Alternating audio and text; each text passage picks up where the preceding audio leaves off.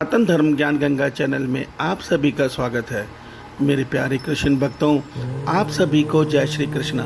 श्री भगवान आप सभी का जीवन आनंदमय, मंगलमय, भक्तिमय तथा धर्म पथ पर अग्रसर करें, ऐसी मेरी श्री भगवान जी से प्रार्थना है।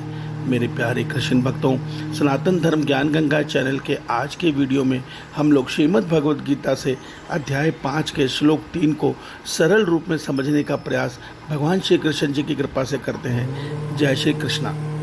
मेरे प्यारे कृष्ण भक्तों, श्रीमद् भगवद गीता के अध्याय 5 के श्लोक 1 में अर्जुन ने भगवान श्री कृष्ण जी से प्रश्न किया है, हे केशव, हमें यह सत्य बताइए कि मेरे लिए कर्म योग का मार्ग ज़्यादा श्रेष्ठ है या ज्ञान योग का मार्ग।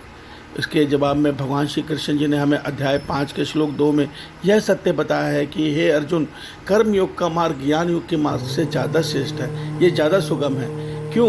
इसके जवाब में भगवान ने आगे आज बहुत सुंदर बात कही है अध्याय 5 के श्लोक 3 में। आइए इसको सरल रूप में समझते हैं। जय श्री कृष्णा।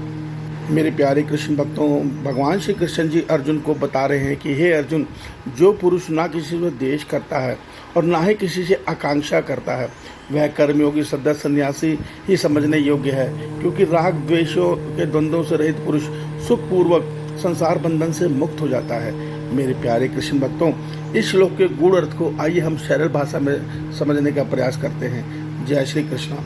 मेरे प्यारे कृष्ण भक्तों, ज्ञान योग का अर्थ होता है मनुष्य संसार से अपने मन को विरक्त करके एकांत काल में अपने मन को आत्मा में स्थिर करने का प्रयास करे समाधि के द्वारा। और जब यह मन आत्मा में स्थिर हो जाए तो आत्मा से फिर परमात्मा, मन और आत्मा से फिर परमात्मा मिलन का प्रयास करे। यही ज्ञान योग का मार्ग है। मगर भगवान आज कर्म योग के मार्ग की सुंदरता बता रहे हैं। भगवान कह रहे हैं कि हे अर्जुन, केवल गेरुआ वस्त्र त्याग कर, केवल कर्म का त्याग करने से संन्यास नहीं होता। संन्यास की मुख्यता मनुष्य के मन में सभी के प्रति राग अर्थात मोह, द्वेष अर्थात नफरत के भावना पूर्णतः खत्म होना जरूरी है। और हे अर्जुन, एक सच्चे कर्मयोगी में यही भाव होता है। वो किसी व्यक्ति विशेष से कोई मोह का भाव नहीं रखता या किसी व्यक्ति विशेष से कोई द्वेष का भाव नहीं रखता। उसका भाव सदैव निस्वार्थ भाव में दूसरे के कल्याण के लिए सोचता है। उस कल्याण के बदले में वह कर्मयोगी किसी भी मनुष्य से कोई आकांक्षा भी नहीं रखता। भगवान कहते हैं ऐसे राग देश और द्वंद्वों से रहित कर्मयोगी भी एक सच्चा सन्यासी ही होता है। वह जीवन भर कर्मों को संन्यास लिए बगैर कर्मयोग के द्वारा आसानी से संसार बंधन से मुक्त हो जाता है। मेरे प्यारे कृष्ण भक्तों, ज्ञान योग में मनुष्य केवल आत्मा का भला करता है, अपने स्वयं का भला करता है। मगर कर्मयोग का मार्ग वो है जो संसार में जीवन जीते हुए, सबका कल्याण भावना में जीवन जीते हुए सबके कल्याण की सोचता है और अंत में अब उसका अपना कल्याण कर्मयोग से ही हो जाता है। ये कर्मयोग की विधि की सुंदरता है।